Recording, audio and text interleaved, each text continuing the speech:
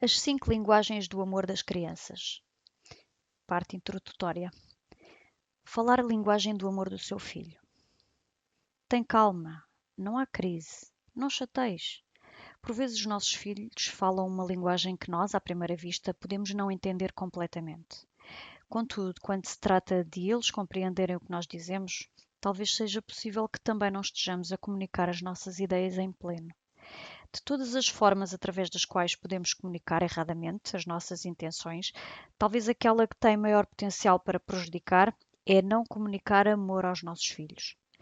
O leitor sabe falar e fala a linguagem do amor do seu filho? Todas as crianças têm uma linguagem principal do amor, uma forma através do qual melhor entende o amor de um pai ou mãe. Este livro mostrar-lhe-á como reconhecer e falar a principal linguagem do amor do seu filho, bem como 4 outras linguagens associadas ao amor, as quais podem ajudar o seu filho a saber que o ama. Tal como veremos, os seus filhos e os seus e os meus precisam de saber que são amados para poderem desenvolver-se como adultos responsáveis.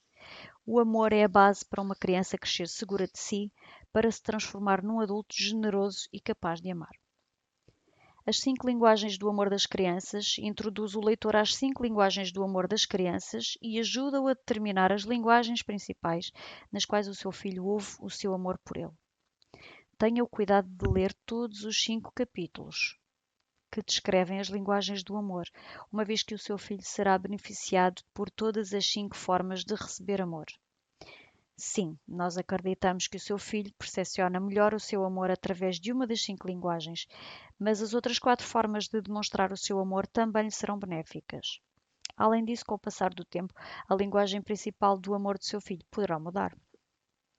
Por estas razões, cada um dos capítulos sobre as linguagens do amor começará por salientar a importância da linguagem específica no caso do seu filho.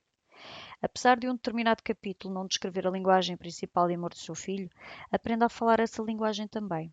Pratique todas as 5 linguagens do amor e o leitor poderá ter a certeza que o seu filho sentirá o seu amor por ele. Obviamente que identificar e falar a linguagem principal de amor do seu filho reveste-se da maior importância. Neste livro daremos ênfase à importância do amor ao criar o seu filho. O derradeiro objetivo consiste em criar o seu filho ou filhos a tornar-se um adulto com maturidade. Todos os aspectos relacionados com o desenvolvimento de uma criança requerem uma base de amor. Por exemplo, os sentimentos de raiva de uma criança podem ser canalizados de forma positiva, sempre que esta sente o amor dos pais. Quando ela percepciona o seu amor como sendo genuíno e consistente, estará mais disponível para considerar e aceitar sugestões. São poucos os pais que têm a consciência da sua responsabilidade em ensinar os filhos a lidar com a raiva de uma forma madura. Tal como afirmamos no capítulo 10, treinar as nossas crianças e adolescentes a gerirem a raiva é das tarefas mais difíceis da educação parental. O sucesso nesta tarefa começa com o amor.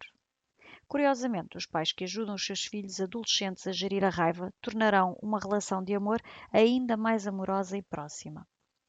Tratando-se de um livro sobre aprender a amar melhor o seu filho, as 5 linguagens do amor das crianças está repleto de sugestões para uma boa atuação parental.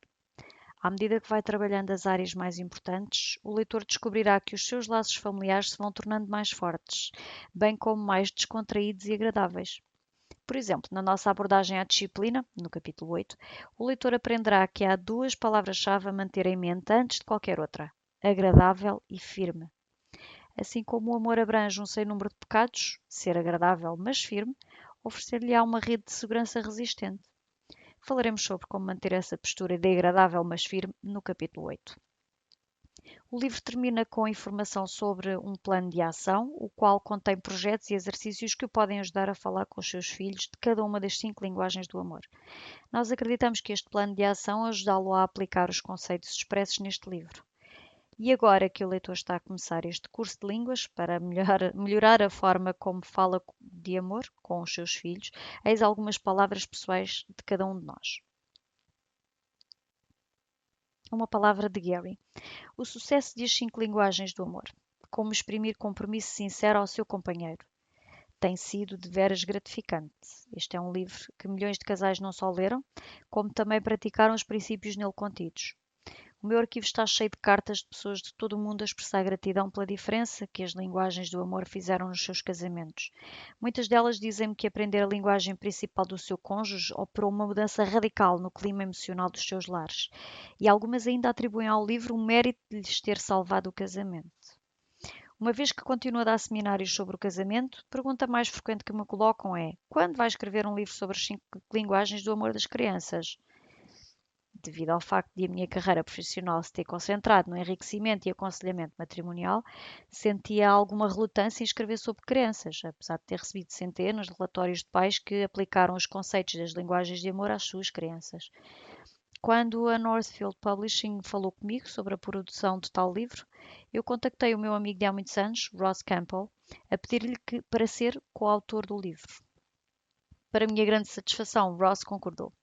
Ross passou mais de 30 anos em medicina psiquiátrica, com particular destaque para as necessidades das crianças e dos adolescentes. Desde há muito tempo que admiro a qualidade do seu trabalho e que tenho beneficiado dos seus escritos, e tem sido um grande prazer manter contacto pessoal com ele ao longo dos anos. Tal como o livro original sobre as linguagens do amor tem ajudado tantas pessoas nos seus casamentos, assim espero que este livro ajude inúmeros pais, professores e outras pessoas que amam e trabalham com crianças a se tornarem mais eficazes na satisfação das necessidades emocionais das crianças no que diz respeito ao amor. Professor Gary Chapman. Uma palavra do Ross. Há mais de 30 anos que Gary Chapman e eu escrevemos e falamos sobre o amor. Gary tem ajudado milhares de casais a encontrar um significado mais profundo nas suas relações, enquanto eu tenho escrito e efetuado seminários destinados aos pais e direcionados para as suas tarefas criticamente vitais, mas maravilhosamente recompensadoras ao criar os seus filhos. Apesar de conhecer Gary há mais de 3 décadas, ainda não tinha percebido quão semelhantes as nossas mensagens são. Tomei consciência de tal facto quando li o seu livro cheio de significado, As 5 Linguagens do Amor. Os paralelismos com os meus livros How to Really Love Your Child e How to Really Love Your Teenager foram de apoio e encorajadores. O aspecto no livro de Gary de que gostei em especial foi o de cada um de nós ter uma linguagem principal do amor. Se formos capazes de identificar no nosso cônjuge esta linguagem do amor em particular e também para nós próprios, poderemos utilizar tão valioso conhecimento para melhorar o nosso casamento. Há aplicações maravilhosas disto nas crianças, porque cada criança tem a sua maneira muito própria de dar e receber amor. Uma vez que Gary se apercebeu disso, este livro representa um resultado natural das semelhanças do nosso trabalho. Estou grato pelo privilégio de trabalhar com Gary neste livro, de veras importante. Acredito sinceramente que ajudará os pais e outras pessoas que se preocupam com as crianças a satisfazer as necessidades mais profundas das crianças que amam. Por favor, acompanhe-nos nesta viagem, à medida que vamos explorando as 5 linguagens do amor das crianças. Ross Campbell. O amor é a base. Dennis e Brenda não conseguiam entender o que se estava a passar com Ben, o seu filho de 8 anos. Até então tinha sido um aluno acima da média, que até fazia os seus trabalhos de casa, mas naquele ano estava a ter maus resultados na escola. Depois da professora dar um determinado exercício, ele ia falar com ela e pedia-lhe para explicar tudo de novo. Mais de 8 vezes por dia. Ele ia até à secretária da professora para pedir mais instruções. Seria um problema de audição ou de compreensão? Dennis e Brenda levaram Ben ao médico para fazer testes de audição. E um conselheiro da escola fez-lhe um teste de compreensão. A audição de Ben era normal e a sua capacidade de compreensão era típica de um aluno de 3º ano. Havia ainda outras coisas em Ben que deixavam os pais confusos. Por vezes o comportamento dele parecia quase antissocial. A professora almoçava com os alunos, à vez, mas por vezes. Ben empurrava os outros meninos só para ficar junto da professora. Durante os intervalos, virava as costas aos colegas sempre que a professora aparecia no recreio. Corria para ela e fazia-lhe perguntas insignificantes, fugindo assim dos outros meninos. Se durante o intervalo a professora participasse num jogo, Ben tentaria dar-lhe a mão durante o jogo. Os pais já se tinham reunido com a professora 3 vezes e nem eles nem a professora conseguiram identificar o problema. Independente e feliz no 1º e 2º anos, Ben parecia agora demonstrar um comportamento de dependência que não fazia qualquer sentido. Por outro lado, brigava muito mais com a irmã mais velha, apesar de Dennis e Brenda admitirem que se tratava apenas de uma fase. Quando este casal chegou ao meu seminário em direção a um casamento em crescimento e me falaram de Ben, eles estavam preocupados, interrogando se tinham em mãos um rebelde em desenvolvimento. Dr. Chapman, nós sabemos que isto é um seminário sobre casamentos e talvez a nossa pergunta seja despropositada, disse Brenda, mas Dennis e eu pensámos que talvez o senhor nos pudesse dar uma orientação. Depois ela descreveu-me a mudança de comportamento do Ben. Perguntei a estes pais se o seu próprio estilo de vida tinha mudado durante aquele ano. Dennis disse-me que era vendedor e que passava 2 noites por semana fora em visitas a clientes, mas que chegava a casa entre as 18 e 19h30 nos restantes dias. Essas noites eram passadas a tratar da documentação de trabalho e a ver um pouco de televisão. Durante os fins de semana ele costumava ir a jogos de futebol, levando muitas vezes o Ben consigo. Contudo, havia já um ano em que ele não fazia isso. É tudo a correr. Eu prefiro ver os jogos na televisão. E você, Brenda? Perguntei. Houve mudanças no seu estilo de vida durante os últimos meses? Bem, sim, respondeu-me ela. Há 3 anos, quando o Ben entrou para o jardim de infância, eu trabalhava em part-time. Mas este ano aceitei um emprego o tempo inteiro e por isso chego a casa mais tarde do que era habitual. Na verdade, é o avô do Ben quem o vai buscar à escola e fica com os avós durante cerca de hora e meia, até que eu o vou buscar. Nas noites em que Dennis está fora, o Ben e eu costumamos jantar com os meus pais e depois voltamos para casa. Era quase horas de dar início ao seminário, mas eu senti que começava a entender o que se passava dentro de Ben. Fiz então uma sugestão. Vou falar de casamento, mas gostaria que cada um de vós pensasse na forma como cada um dos princípios que vou falar poderão eventualmente aplicar-se à vossa relação com o Ben. No final do seminário, gostaria que me dissessem a que conclusões chegaram. Eles pareciam um pouco surpreendidos por eu estar a terminar a nossa conversa sem fazer quaisquer sugestões, mas ambos mostraram-se dispostos a anuir ao meu pedido. No final do dia, à medida que os participantes do nosso seminário em Racine, Wisconsin, começavam a abandonar o recinto, Dennis e Brenda correram até mim com aquela expressão no olhar de quem acaba de fazer uma descoberta. Dr. Chapman, acho que acabamos de ter uma visão sobre o que está a passar-se com Ben, disse Brenda. Quando o senhor falava sobre as 5 linguagens do amor, ambos concordámos em que a linguagem principal de amor para Ben é tempo de qualidade. Olhando agora para os últimos 5 ou 6 meses, nós apercebemos-nos de que temos dado menos tempo de qualidade a Ben do que era habitual. Quando eu trabalhava em part-time, ia buscar o Ben à escola todos os dias e costumávamos fazer sempre qualquer coisa juntos, a caminho de casa. Talvez fazer um recado, ou parar no parque, ou até fazer um lanche juntos. Quando chegávamos a casa, Ben ia fazer os trabalhos de casa. Mais tarde, depois de jantar com frequência, nós dois fazíamos um jogo, especialmente nas noites em que o Dennis estava fora. Tudo isso mudou desde que eu comecei a trabalhar e reconheço que passo muito menos tempo com o Ben. Eu olhei para Dennis e ele disse: Da minha parte, eu reconheço que costumava levar o Ben comigo aos jogos de futebol, mas desde que desisti de ir, não substituí esse tempo de pai e filho com outra coisa. O Ben e eu não temos de facto passado muito tempo juntos nos últimos meses. Eu penso que tiveram uma visão genuína sobre a necessidade emocional do Ben, disse-lhes. Se vocês forem capazes de satisfazer a necessidade de amor do Ben, acredito que há fortes possibilidades de assistirem a uma mudança no seu comportamento. Sugeri-lhes algumas formas de exprimir o amor através do tempo de qualidade e desafiei Dennis a arranjar tempo de qualidade no seu horário com Ben. Incentivei Brenda a procurar formas de ela e Ben poderem, mais uma vez, fazer juntos algumas das coisas que costumavam fazer antes dela trabalhar a tempo inteiro. Ambos pareceram ansiosos por passar da visão à ação. Poderá existir outros fatores envolvidos, disse-lhes, mas se deram a Ben grandes oportunidades de tempo de qualidade e abordarem as outras 4 linguagens do amor, eu penso que verão uma mudança radical no seu comportamento. Despedimos-nos. Nunca recebi uma carta de Dennis e Brenda e, para ser sincero, esqueci-os. No entanto, cerca de 2 anos mais tarde, regressei ao Wisconsin para outro seminário e eis que eles entram pela porta da sala e me fizeram recordar a nossa conversa. Eles eram todos sorrisos. Abraçámos-nos e eles apresentaram-me a amigos que tinham convidado para o seminário. Falem-me de Ben, pedi-lhes. Ambos sorriram e disseram: Está ótimo. Pensámos muitas vezes em escrever-lhe, mas nunca chegámos a fazê-lo. Fomos naquele dia para casa e fizemos tal como sugeriu.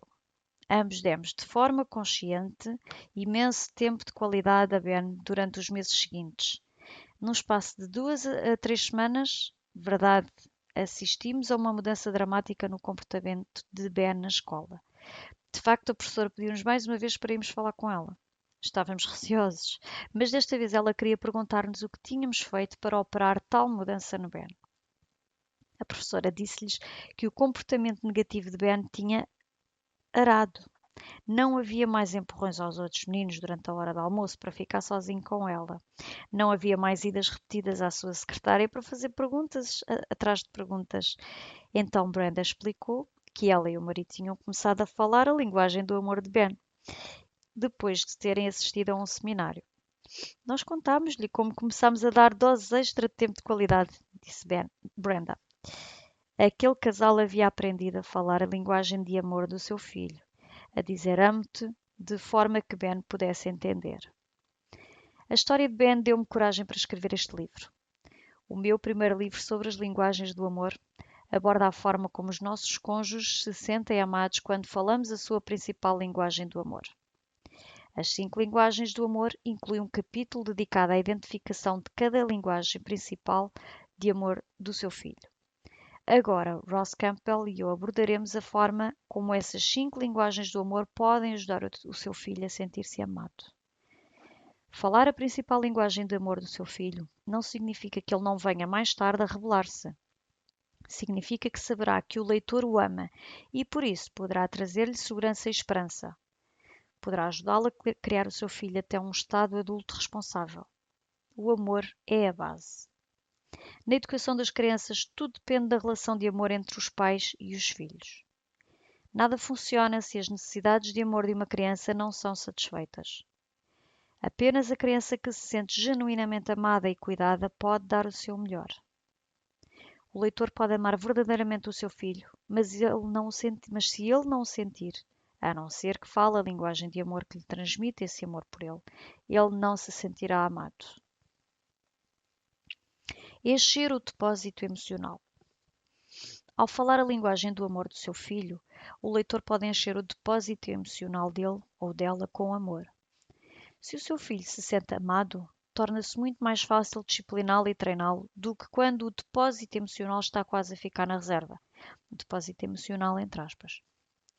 Cada criança tem um depósito emocional, um lugar de força emocional que pode servir-lhe de combustível durante dias difíceis da infância e da adolescência. Assim como os automóveis funcionam através de reservas no depósito do combustível, também as nossas crianças funcionam com base nos seus depósitos emocionais. Devemos encher esses depósitos emocionais para eles agirem tal como devem e atingirem o seu potencial. Então, com que encher esses depósitos? Amor, claro, mas amor de um determinado tipo que permitirá aos nossos filhos crescer e funcionarem em condições adequadas.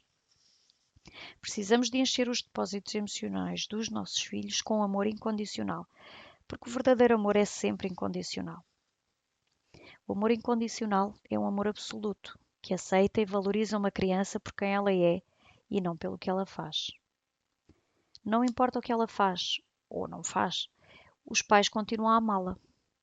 Infelizmente, os pais demonstram com frequência um amor que é condicional, que depende de algo mais do que o facto de os seus filhos simplesmente existirem. O amor condicional baseia-se no desempenho e é muitas vezes associado a técnicas de treino que oferecem presentes, recompensas e privilégios às crianças que se comportam da forma desejada. Naturalmente que é necessário treinar ou disciplinar os nossos filhos, mas só depois de os seus depósitos emocionais estarem cheios. Esses depósitos podem ser cheios apenas com um combustível premium, amor incondicional. Os nossos filhos têm depósitos de amor prontos a serem atestados e reatestados, eles podem com frequência esvaziar-se. Apenas o amor incondicional pode evitar problemas como ressentimento, sentimentos de mal-amado, culpa, medo e insegurança. É na medida que damos amor incondicional às nossas crianças que seremos capazes de os compreender profundamente e de lidar com os seus comportamentos, sejam estes bons ou maus. Molly cresceu num lar de modestos recursos financeiros. O pai trabalhava perto de casa e a mãe era dona de casa, com exceção de um pequeno part-time. Ambos eram pessoas trabalhadoras que tinham orgulho na sua casa e família. O pai de Molly fazia o jantar e depois ele e Molly lavavam e secavam a louça. O sábado era o dia das tarefas semanais e à noite comiam cachorros quentes ou hambúrgueres. Aos domingos de manhã, a família ia à missa e passavam o serão com familiares. Quando Molly e o irmão eram mais novos, os pais liam para eles quase todos os dias. Agora que eles andavam na escola, a mãe e o pai apoiavam-nos nos estudos. Eles queriam que ambos fossem para a faculdade, apesar de eles próprios nunca terem tido essa oportunidade. No segundo ciclo, uma das amigas de Molly era Stephanie. As duas tinham a maior parte das aulas juntas e com frequência partilhavam o almoço. No entanto, não se visitavam em casa. Se o fizessem, teriam encontrado grandes diferenças. O pai de Stephanie era um vendedor bem-sucedido que sustentava generosamente a família. Além disso, passava a maior parte do tempo fora de casa. A mãe de Stephanie era enfermeira. O irmão estava longe de casa num colégio particular. Stephanie também tinha sido enviada para um colégio interno durante 3 anos, até que implorou para frequentar a escola pública local. Com o pai fora e a mãe a trabalhar tanto, com frequência a família fazia as refeições fora. Molly e Stephanie foram boas amigas até ao 9º ano, quando Stephanie foi mandada para uma escola de preparação para a faculdade próxima da casa dos avós. Durante o 1º ano, as raparigas mantiveram o contacto por carta.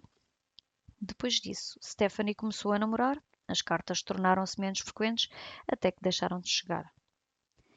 Molly fez outras amizades e depois começou a namorar um rapaz que havia sido transferido para a sua escola.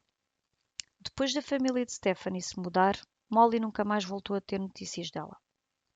Se Molly tivesse tido notícias, teria ficado triste por saber que, depois de casar e ter um filho, Stephanie foi presa por tráfico de droga e passou vários anos na prisão, período esse durante o qual o marido a deixou. Por contraste, Molly estava casada e feliz e tinha 2 filhos. O que fez a diferença no resultado das 2 raparigas de infância?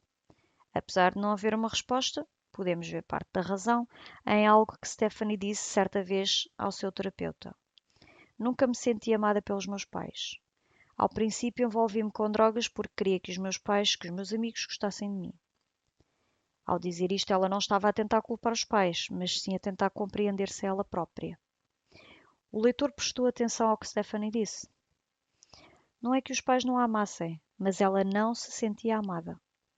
A maioria dos pais ama os seus filhos e também querem que estes se sintam amados, mas poucos sabem como transmitir esse sentimento de forma adequada. É apenas quando eles aprendem a amar incondicionalmente que deixarão os filhos saberem quão amados realmente são.